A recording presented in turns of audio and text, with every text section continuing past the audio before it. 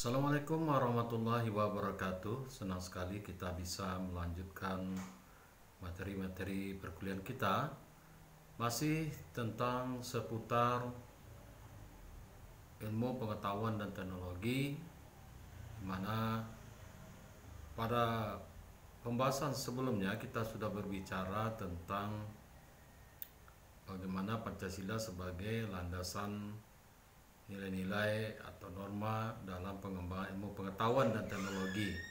Tentunya bicara tentang Pancasila sebagai landasan, tentu juga bicara tentang etika atau norma ya di dalam pengembangan ilmu pengetahuan dan teknologi. Nah, pada kesempatan kali ini kita akan berbicara tentang etika ya di dalam etika keilmuan ya.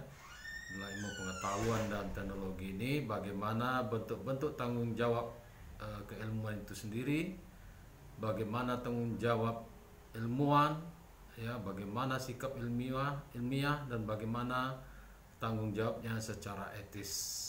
Tentu tidak boleh menyimpang dari nilai-nilai Pancasila sebagai landasan pengembangan ilmu pengetahuan dan teknologi. Nah, etika keilmuan ya, kita berbicara tentang etika keilmuan.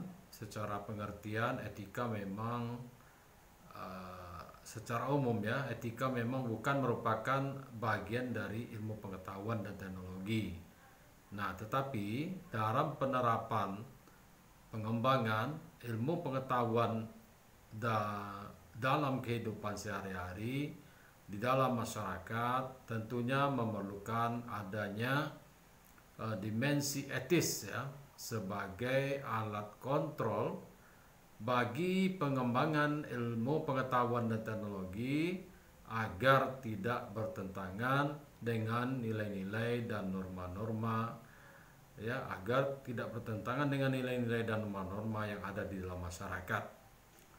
Jadi walaupun etika bukan merupakan bagian dari ilmu pengetahuan dan teknologi, tetapi penerapan pengembangan ilmu pengetahuan dalam kehidupan sehari-hari di masyarakat memerlukan adanya dimensi etis sebagai alat kontrol bagi pengembangan ilmu pengetahuan dan teknologi agar tidak bertentangan dengan nilai-nilai dan norma-norma yang ada dalam masyarakat. Ini sudah kita bahas ya, bagaimana pengembangan ilmu pengetahuan dan teknologi tidak boleh bertentangan dengan nilai-nilai Pancasila sebagai landasan dasar pengembangan ilmu pengetahuan dan teknologi di Indonesia.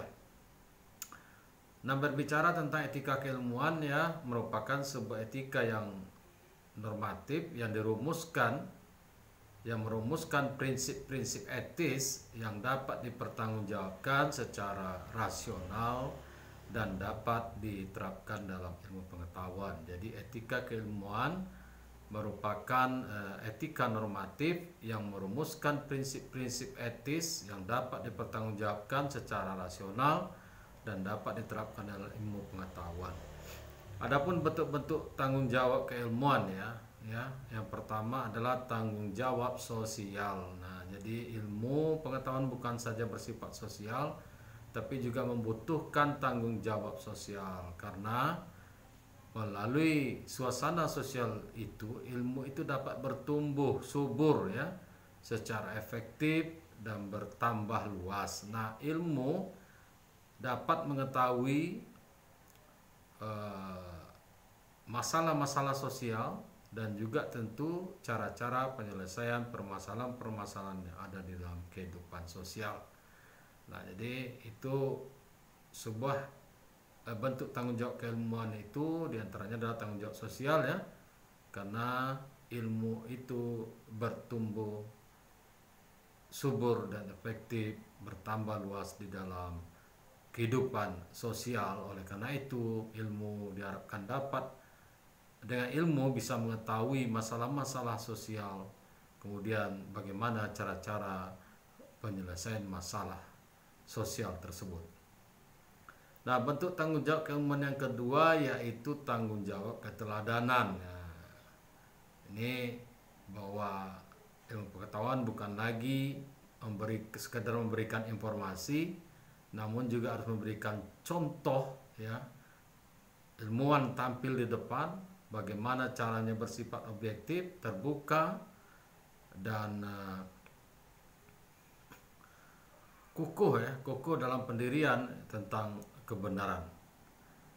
Nah, itulah tanggung jawab keteladanan dari tanggung jawab keilmuan. Yang ketiga yaitu sikap tanpa pamrih, ya.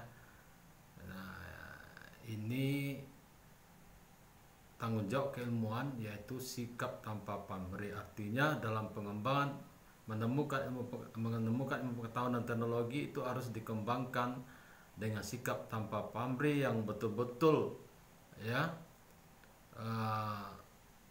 digunakan sebesar-besarnya untuk memberikan kemanfaatan bagi manusia, ya, bermanfaat bagi manusia, dan tidak dibarengi dengan kepentingan-kepentingan pribadi, misalnya bisnis dan sebagainya.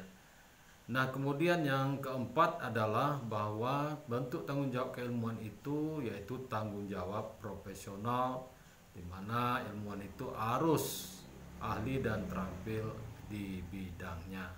Nah, oleh karena itu seorang ilmuwan itu harus memiliki sikap etis atau akhlak yang selalu berkehendak untuk mengembangkan ilmu demi kemajuan ilmu dan untuk kebahagiaan manusia, lebih khusus lagi untuk pembangunan bangsa dan negara. Jadi di sini diperlukan keikhlasan, ya, tanpa pamrih, bahwa seorang ilmuwan harus memiliki sikap etis, akhlak yang selalu berkehendak untuk mengembangkan ilmu demi kemajuan ilmu itu dan untuk kebahagiaan manusia, lebih khusus untuk pembangunan bangsa dan negara. Ini sudah kita sebutkan juga tujuan, ya, pengembangan ilmu pengetahuan dan teknologi sebagaimana yang diinginkan, dicita-citakan dalam pembukaan Undang-Undang 45 dan sebagaimana dijadikannya Pancasila sebagai landasan pengembangan ilmu pengetahuan dan teknologi.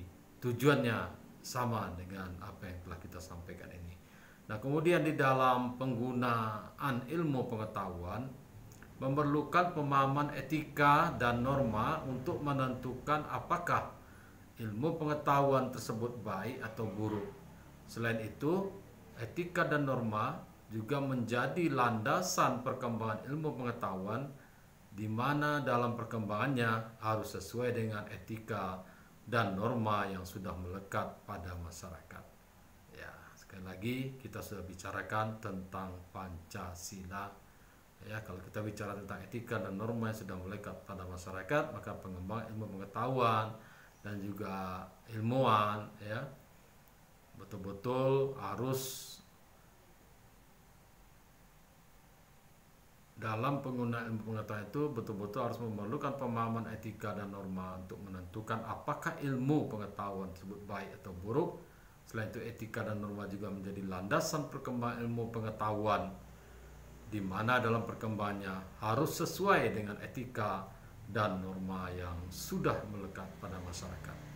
Nah, kemudian tanggung jawab seorang ilmuwan bukan hanya terletak pada penemuan, ya, dari segala penelitiannya, tapi juga bagaimana temuan tersebut dapat digunakan untuk meningkatkan kesejahteraan, merupakan tanggung jawab terbesar seorang ilmuwan kepada masyarakat, ya. Jadi bukan hanya terletak pada penemuan dari segala penelitiannya, tapi juga bagaimana temuan tersebut dapat digunakan untuk meningkatkan kesejahteraan, yang merupakan tanggung jawab terbesar seorang ilmuwan kepada masyarakat. Nah, bagaimana sebenarnya tanggung jawab etis tersebut, ya? Tanggung jawab etis itu merupakan hal yang menyangkut kegiatan maupun penggunaan ilmu pengetahuan. Dalam hal ini terjadi keharusan untuk memperhatikan kodrat manusia, martabat manusia, menjaga keseimbangan ekosistem, bertanggung jawab pada kepentingan umum, kepentingan pada generasi mendatang, dan bersifat universal, karena pada dasarnya ilmu pengetahuan adalah untuk mengembangkan dan memperkokoh eksistensi manusia, bukan untuk menghancurkan eksistensi manusia. Jadi yang pertama, tanggung jawab etis itu merupakan hal yang menyangkut kegiatan maupun penggunaan ilmu pengetahuan. Dalam hal ini terjadi keharusan untuk memperhatikan kodrat manusia, martabat manusia, menjaga keseimbangan ekosistem, bertanggung jawab pada kepentingan umum, kepentingan pada generasi mendatang, dan bersifat universal karena pada dasarnya ilmu pengetahuan adalah untuk mengembangkan dan memperkokoh eksistensi manusia, bukan untuk menghancurkan eksistensi manusia.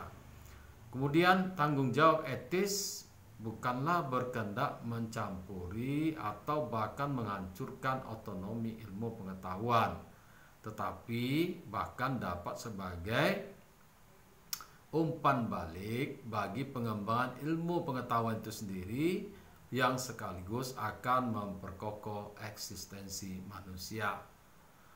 Nah, kemudian bagaimana manusia bertanggung jawab terhadap hasil-hasil teknologi modern dan rekayasanya. Jadi yang ketiga, bagaimana manusia bertanggung jawab terhadap hasil-hasil teknologi modern dan rekayasanya, dan membutuhkan kemampuannya menyelesaikan masalah-masalah manusia secara konkret, melibatkan diri secara lapangan dalam pengertian aktual ya dan faktual manusia, sehingga terjadi hubungan timbal balik dengan apa yang sebenarnya terjadi.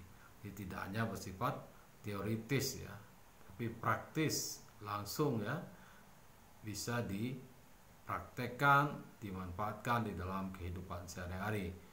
Nah, kemudian selanjutnya, pengetahuan ilmiah adalah pengetahuan yang di dalam dirinya memiliki karakteristik pertama kritis, yang kedua logis dan rasional. Jadi tanggung jawab etis itu juga adalah harus pengetahuan yang bersifat ilmiah, yaitu pengetahuan yang di dalam dirinya memiliki karakteristik kritis, logis, dan rasional. Nah, para ilmuwan sebagai orang yang profesional dalam bidang ilmu, sudah barang tentu mereka juga perlu memiliki moral, yaitu moral khusus bagi ilmuwan, yaitu sikap ilmiah ya, dengan objektif ya, agar objektif dan dapat dipertanggungjawabkan secara sosial untuk melestarikan dan keseimbangan alam semesta ini, serta dapat dipertanggungjawabkan kepada Tuhan Yang Maha Esa. Selanjutnya, sikap ilmiah. Seperti apa sikap ilmiah itu? Yang pertama yaitu tidak adanya rasa pamrih, artinya bersifat objektif. Kemudian yaitu selektif, yaitu bisa beragam hipotesis, cara, metode, dan sebagainya. Kemudian adanya rasa percaya yang layak, baik terhadap kenyataan maupun terhadap alat-alat indera.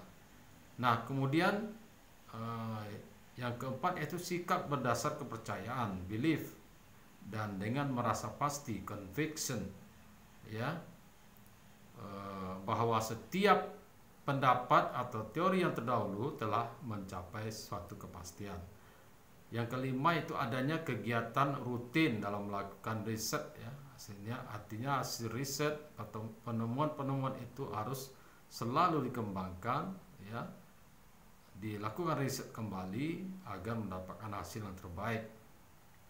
Kemudian adanya sikap etis atau akhlak untuk kemajuan ilmu ya, untuk kebahagiaan manusia dan untuk pembangunan bangsa dan negara.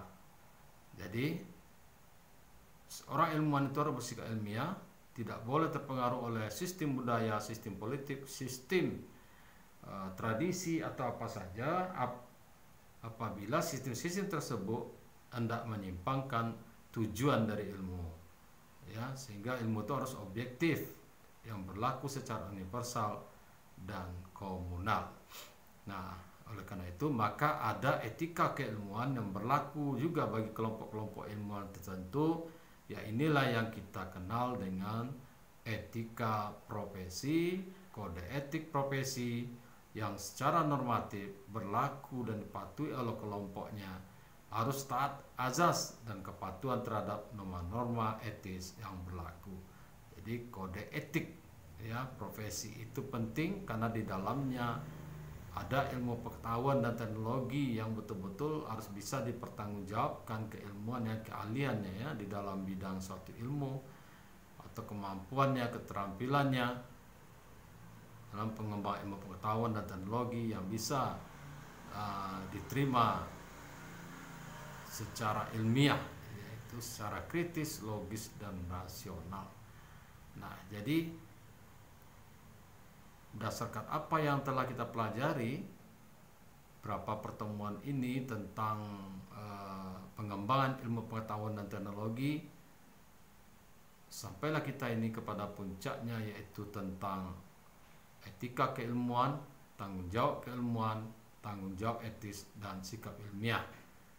Nah, tentu apa yang kita bicarakan ini sesuai ya atau dalam garis besarnya adalah pengembangan ilmu pengetahuan dan teknologi itu harus menjadikan Pancasila sebagai landasan, nilai-nilai dan norma-norma Pancasila itu sebagai landasan dalam pengembangan ilmu pengetahuan dan teknologi agar pengembangan ilmu pengetahuan dan teknologi itu bermanfaat dan mencapai tujuannya seperti apa yang tercantum di dalam tujuan bangsa Indonesia dalam pembukaan Undang-Undang Dasar 1945. Mudah-mudahan bisa dipahami berapa pertemuan ini. Tentu antara materi 1, 2, dan 3 ini mempunyai keterkaitan, punya relevansi, dan betul-betul harus bisa dipahami. Baik, silakan disimak terus, dipahami, dan jangan lupa tetap menuliskan nama, NIM kelas di kolomnya. Demikian saja, mudah-mudahan bisa dipahami keseluruhannya ya, lancar kaji karena diulang, lancar materi karena sering dipelajari kembali, diulang-ulang kembali, diingat-ingat kembali apa yang telah disampaikan, dan yang paling inti adalah bisa memahaminya,